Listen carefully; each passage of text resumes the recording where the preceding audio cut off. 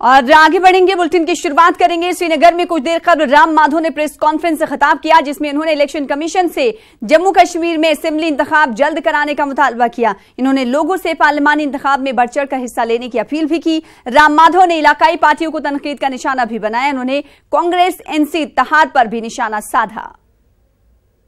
Election commission से मांग की है कि बहुत जल्दी असेंबली का चुनाव भी संपन्न किया जाए।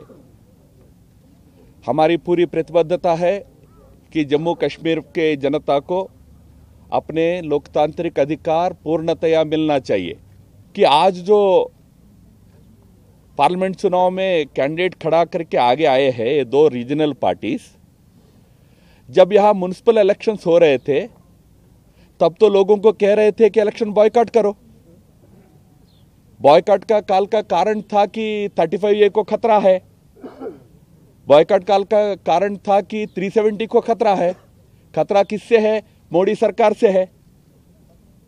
दिल्ली में मोदी सरकार है, फिर आने वाला है। और 370 हो 35A हो, इस पर हमारा स्टैंड में कोई अंतर नहीं है। फिर कैसे अब चुनाव अच्छा लगा आपको, पार्लियामेंट चुनाव?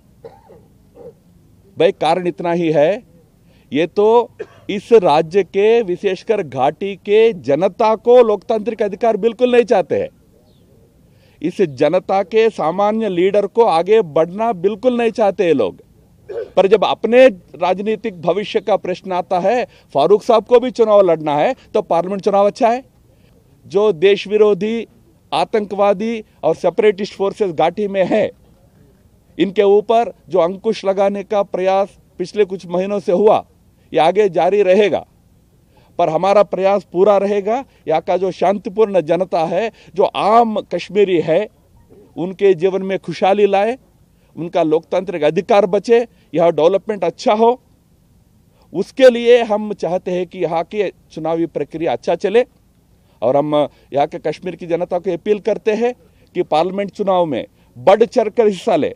अच्छी संख्या में आप आके अपना वोट का अधिकार का इस्तेमाल करें। जिस प्रकार पंचायत में, लोकल बॉडीज में कुछ क्षेत्र छोड़कर बाकी जगह लोग उत्साह से आगे आए हैं, उससे ज्यादा संख्या में आगे आए।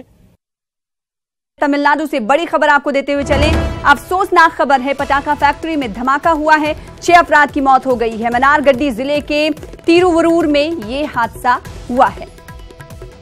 तो बड़ी खबर तमिलनाडु से है, जहां पर पटाखा फैक्ट्री में धमाका हुआ है। इस पटाखा फैक्ट्री में हुए धमाके से 6 अफराद जाँ बहक हुए हैं, उनकी मौत हो गई है। मनारगढ़ी जिले के तिरुवरूर में ये हादसा पेश आया है।